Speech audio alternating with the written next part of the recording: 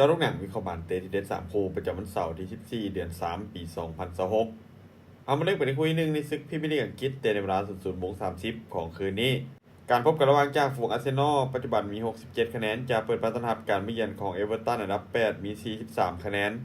อาร์เซนอลเจ้าบ้านมีฟอร์มการเล่นในโซนหลังถือว่าดูดีโดยการเก็บชัยชนะได้4จาก5เกมหลังสุดในทุกรายการเกมบุกค่อนข้างดุดันโดยเฉพาะเวลาที่ลีดในบ้านส่วนเอเวอร์ตันทีมเยือนฟอร์มยังขึ้นลงเกมรับค่อนข้างมีปัญหาเวลาพบกับทีมที่ลีดเกมบุกผลงานในโซนหลังเวลาที่ออกมาเยือนทีมใหญ่ยังบ่ค่อยดีเท่าใด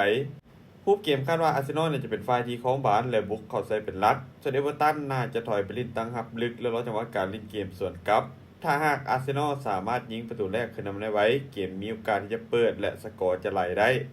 การคาดการณ์สกอร์ที่น่าจะเกิดขึ้นอาร์เซนอลจะเปิดบ้านเอาชนะเอเวอร์ตันไปด้วยสกอร์2-0มาตอนคู่ที่2เตะในเวลา00:30ของคืนนี้การพบกันระหว่างเชลซีอันดับ5มี48คะแนนจะเปิดบ้านต้อนรับการมาเยือนของนิวคาสเซิลยูไนเต็ดอันดับ12มี39คะแนนเชลซีมีฟอร์มการเล่นในช่วงหลังถือว่ายังบ่ค่อยนิ่งโดยชนะ2แพ้2เสมอ1จาก5เกมหลังสุดเกมบุกของทีมถือว่ายิงประตูได้ค่อนข้างสม่ำเสมอเน้นการเล่นเกมส่วนกลับไว้และขึ้นเกมจากทางริมเส้นส่วนเกมรับยังคงพลาดง่ายโดยเฉพาะเวลาที่ถึงทีมที่เล่นเกมส่วนกลับไว้ส่วนนิวคาสเซิลทีมเยือนฟอร์มถือว่าใกล้เคียงกันยังขึ้นลงเกมบุกถือว่ามีความไวและพละกำลังค่อนข้างสูงแต่เกมรับในช่วงหลังก็เสียประตูง่ายเบิ่งจากภาพรวมของทั้ง2ทีมรูปเกมน่าจะออกมาแบบสูสีมีโอกาสที่จะออกเสมอค่อนข้างสูงและยิงประตูจากทั้ง2ฝ่ายการคาดการณ์สกอร์ที่น่าจะเกิดขึ้นเชลซีจะเปิดบ้านแบ่งแต้มกับนิวคาสเซิลไปด้วยสกอร์2-2มาตอนคุย3เตะในเวลา3:00ของคืนนี้การพบกันระหว่างเวสต์แฮมยูไนเต็ดอันดับ18มี28คะแนนจะเปิดบ้านต้อนรับการมาเยือนของซิตี้ห้องจากฝูงมี60คะแนนจากการลงเล่นไป19นัด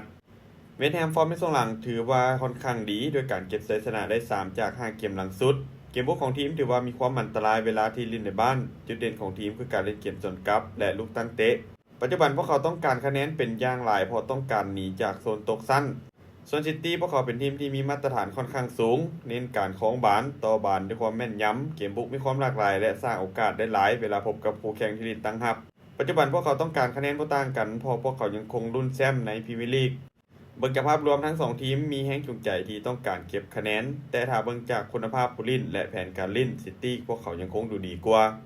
การคาดการณ์สกอร์ที่น่าจะเกิดขึ้นแมนเชสเตอร์ซิตี้จะบุกเหมาชนะเวสต์แฮมไปด้วยสกอร์3-1สุดท้ายนี้เดี๋ยวทุกคนสนใจแนวทางที่ดีแบบนี้อย่าลืมกดไลค์กดแชร์ออกไปเพื่อเป็นแนวทางเพิ่มเติมและไปสนใจอยากลงทุนสามารถกดลิงก์ทั้งหน้าซ่องได้เลยเด้อ